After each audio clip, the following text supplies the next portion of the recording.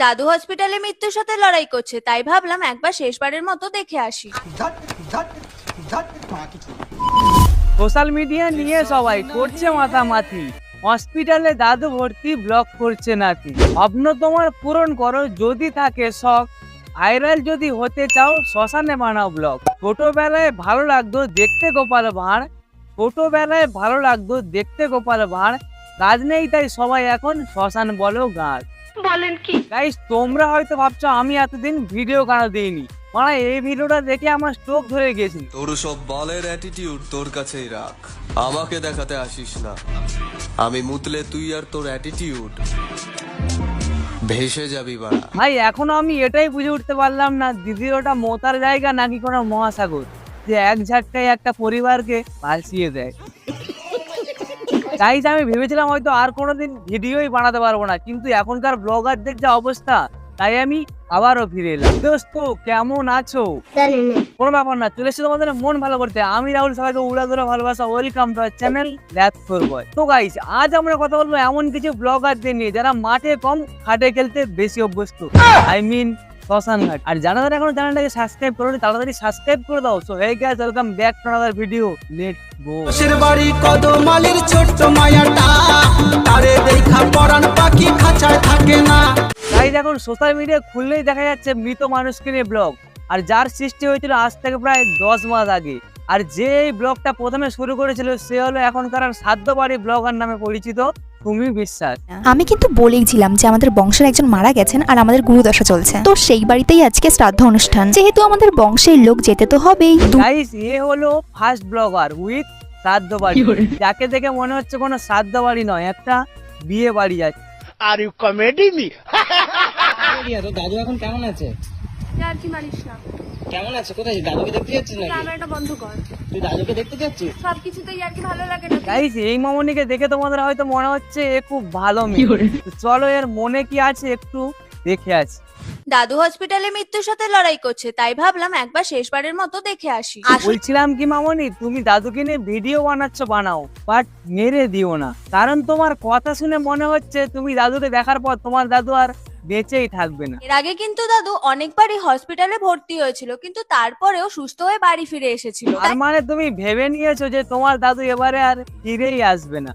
এই দাদুই কিন্তু ছোটবেলায় আমাকে বিয়ে করতে চাইতো, আর এই সুযোগেরই সদ্ব্যবহার করে আমি রোজ বিকেলে দাদুর কাছ থেকে 1 টাকা নিয়ে পেপসি খেতে যেতাম। না মানে ভাই, তোমরাই দেখো, ছোটবেলায় যে দাদুর কাছ থেকে বিয়ের নাম করে 1 টাকা নিয়ে পেপসি খেত, এখন সেই দাদুর অসুস্থতার কারণ নিয়ে ভিডিও বানিয়ে লাখ টাকা কামাচ্ছে। এরপর আবার এই মামনিকে নিয়ে যদি কেউ কিছু বলে, মামনি আবার তাকে ভিডিওর মাধ্যমে রিপ্লাই দিচ্ছে। না, আমি তো শুধু একটাই ভিডিও বানিয়েছিলাম যেখানে আমি আমার দাদুকে দেখতে যাচ্ছিলাম, আর তার আগে আমি একটুখানি গেট রেডি হচ্ছিলাম। মানে হ্যাঁ মামনি, তোমার কথা সবই ঠিক আছে, বাট কোন মানুষের মৃত্যু সজ্জায় এমন ভাবে মেকআপ কে করে? আমি একটা জিনিস বুঝতে পারছি না, আমার দাদু, আমি হসপিটালে যাচ্ছি, আমি কিভাবে যাব না যাব সেটা আমার পার্সোনাল ম্যাটার। হ্যাঁ মামনি, এটা একদম তুমি ঠিকই বলেছো, বাট সোশ্যাল মিডিয়া তো আর তোমার নয়, তাই এখানে এসে এরকম অশ্লীল মার্কা ভিডিও আপলোড করলে একটু তো চাটন খেতেই হবে। সঠিক বলেছেন। আর তার থেকে বড় কথা হলো, তুমি এরকম হেগে বেড়াবে লোক বললেই দোষ। চলো আমার দিদা মারা যাওয়ার আর শ্মশানের ব্লগটা তোমাদের সাথে শেয়ার করি। হঠাৎ শুনি আমার দিদা মারা গেছে আর সবাইকে যেতে হবে শ্মশানে। বলছি মামনি, মানুষের মৃত্যু হঠাৎ করে আসে, কাউকে বলে আসে না। সবাইকে যেতে হবে শ্মশানে, আমিও দেরি না করে ঝটাপট রেডি হয়ে চলে গেলাম শ্মশানে। আর চলো আমার দিদা মারা যাওয়ার আর শ্মশানের ব্লগটা তোমাদের সাথে শেয়ার করি। আর আগে আমি একটু রেডি হয়ে নি। আরে ভাই, একটা মানুষ মারা গেছে আর তোমাকে দেখে মনে হচ্ছে তোমার দিদা মারা যাওয়ায় তুমি খুব খুশি হয়েছো। আমি ভেবেই পাচ্ছিলাম না কোন ড্রেসটা পরবো, তারপরে আমি ভাবলাম যে আমার তো একটা সুন্দর ড্রেস আছে, আর আমি এই ড্রেসটা পরে নিলাম। আর একটু মেকআপ না করলে হয়? না মানে ভাই, আমি এটাই বুঝতে পারছি না, এ কি মানুষ নাকি অন্য গ্রহ থেকে পালিয়ে আসা কোনো এক প্রাণী? তো একটু টোনারটা মেখে তারপর ভাবছিলাম মেকআপটা শুরু করবো। তো চলো মেকআপটা শুরু করতে করতে তার আগে তোমাদের একটা গল্প বলি। গাইস, তোমরাই দেখো, কোনো মানুষের বাড়িতে যদি কেউ মারা যায়, তার বাড়ির লোক কি করে এতটা খুশি হতে পারে? আমার এইটা ভেবে খুবই খারাপ লাগছে যে আমার দিদা আমাকে ছেড়ে চলে গেছে এই দুনিয়া ছেড়ে পুরোটা। হ্যাঁ মামনি, তোমার যে কতটা খারাপ লাগছে সেটা তোমাকে দেখেই বোঝা যাচ্ছে। মন খারাপ করে আর কিছুই হবে না, এইটাই নিজের মনকে বুঝ দিচ্ছিলাম। তাও মনটা কেমন করছে দিদার জন্য, খুবই কষ্ট হচ্ছিল আমার। আর আমার তো মনে হয় তোমার মন খারাপ নয়, তুমি খুব খুশিতেই আছো, কারণ একটা ব্লগ বানাতে পারলে, তাই না? আমার এত টেনশন, এত কষ্ট হচ্ছে আমার দিদার জন্য যে আমি আর কিছুই করতে পারছিলাম ও না। আচ্ছা, তাই নাকি? তা টেনশন হলে এরকম ভাবে কে পদ না চায় ভাই? হয়তো আমি কোথায় আর সেজেছি, জাস্ট একটু হালকা করে লিপস্টিকটা পরে নিয়েছি। হ্যাঁ হ্যাঁ, তুমি আর কোথায় সেজেছো? তবে যেটুকু সেজেছো তাতেই মনে হচ্ছে তুমি দিদার বিয়েতে যাচ্ছ। ফাইনালি আমি শ্মশানে চলে এলাম। গাইস, এ হলো পৃথিবীর শ্রেষ্ঠ ব্লগার, বলেন কি? যে কিনা দিদার মৃত্যুতে ব্লগ করেও শান্তি পায়নি, আবার রাতে ব্লগ শুরু করে দিয়েছে।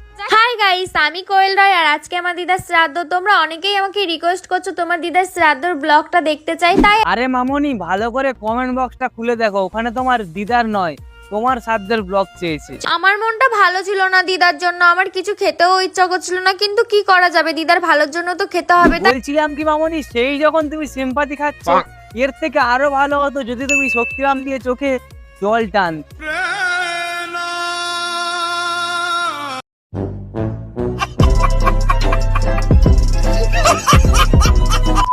এই শুধুমাত্র ভিউজ পাওয়ার লোভে মানুষ কতটা নিচে নামতে পারে। আজকে হলো আমার দাদুর শ্রাদ্ধ, তো সেখানে নাতি হিসেবে সব থেকে বেস্ট আউটফিট তো আমারই পরে যাওয়া উচিত, তাই না? তাই আমি এটা ট্রাই করলাম, আর এটা একটু কমফোর্টেবলও রয়েছে। দাদু যদি শীতকালে মারা যেত খুবই ভালো হতো। গাইস, এর দাদু যে মারা গেছে তাতে এর কোনো কষ্ট হচ্ছে না, এর কষ্ট হচ্ছে কারণ তার দাদু গরমকালে মারা গেছে। তো কারণ আমার একটা খুব পছন্দের জ্যাকেট আছে যেটা আমার পরার ইচ্ছা ছিল। গাইস, এইরকম মেন্টালিটির মানুষ কিভাবে থাকতে পারে যে শুধুমাত্র দাদুর শ্রাদ্ধে পড়ে যাবে বলে একটা জ্যাকেটও কিনে রেখেছে? इतने तेजस्वी लोग हैं हमारे पास। আর আমার লুকটা কেমন হয়েছে তোমরা কমেন্ট করো। হ্যাঁ রে পাগলা চোদা, তোকে পুরো বিটিএস লাগছে। কথা কি ক্লিয়ার না ভেজাল আছে? গাইস, এই সমস্ত মেন্টালিটির মানুষগুলো আগামী দিনে বড় ব্লগার হতে পারবে কিনা জানি না, তবে এইটুকু বলতে পারি এরা আগামী দিনে বড় বড় গাঁট তৈরি হবে। গাইস, এই সমস্ত ব্লগারদের মধ্যে আবার কন্ট্রোভার্সি শুরু হয়ে গেছে। এতটা নোংরা, এই তোর কন্টেন্ট, তাই জন্য সবাই আমার তোরটিটা পাক দিচ্ছে। তুই তো হাজারটা মেকআপ করে ফিল্টার দিয়ে একদম ধলা বানিয়ে দিয়েছিস। আমরা তো ন্যাচারাল থাকবো বলে আমাদের। গাইস, এদের কন্ট্রোভার্সি দেখে মনে হচ্ছে ঠিক সেই চিরুনি আর ছুঁচের গল্পের মতো, নিজের বডির অবস্থা নেই, লোকের বডি নিয়ে ভাবে। কষ্ট দিতে তো সবাই পারে, ভালোবেসে রাখতে পারে কজন? তা কি করবে মামনি, তোমার মতো মেয়েকে তো আর বাড়ির বউ বানানো যায় না। মন নিয়ে খেলতে তো সবাই পারে, বউ বানায় কয়জন? তা বলছিলাম কি মামনি, ওটা তোমার মন নাকি আস্ত কুকুরের ধন?